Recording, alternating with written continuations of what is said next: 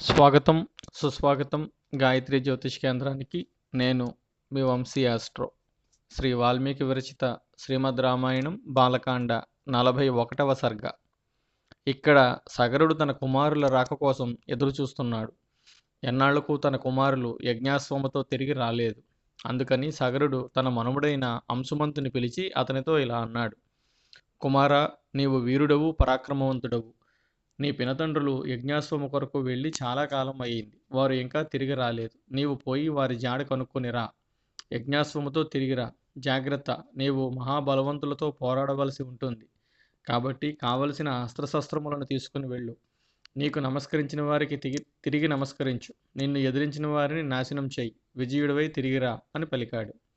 సగరుడి మనముడు అయిన అంశుమంతుడు తాతగారికి నమస్కరించి తన పినతండ్రులను వెతుకుతూ బయలుదేరాడు.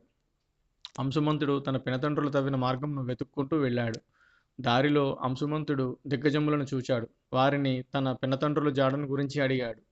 ఆ దిగ్గజములు చూపిన మార్గంలో వెళ్ళి అంశుమంతుడు తన పినతండ్రులు భస్మరాసుల వద్దకు వెళ్ళాడు. తన పినతండ్రులు అలా భస్మరాసులుగా మారడం చూచి ఎంతో బాధపడ్డాడు. పక్కనే పశ్చిమేయుచున్న యజ్ఞాశ్వమును చూచాడు. ఇక మిగిలింది తన పినతండ్రులకు తర్పణములు విడవాలి. దానికి జలము కావాలి. చుట్టూ చూచాడు. ఎక్కడా జలాశయం కనపడలేదు.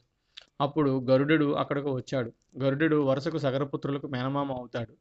గరుడెడు అంశుమంతుని చూచి ఇలా అన్నాడు: కుమారా, నీ పినతండ్రుల మరణమునకు చింతింపకము. వారి మరణముకు లోకములు అంతా హర్షిస్తున్నాయి.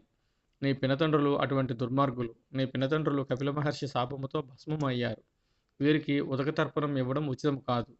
నీవు గంగానదిలో వీరికి తర్పణములు విడువుము. ఆ గంగానదీమా తల్లి వీరి భస్మారాసులను తడిపినప్పుడు మాత్రమే వీరికి స్వర్గలోక ప్రాప్తి కలగగలదు.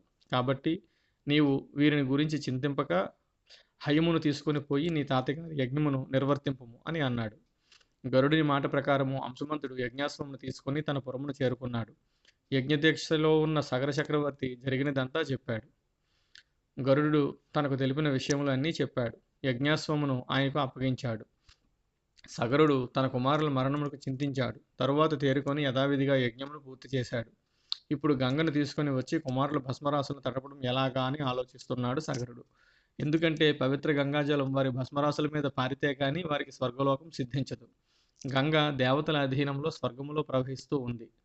దానిని భూమి మీదకు తీసుకువచ్చే ఉపాయము దొరకలేదు సగరునకు.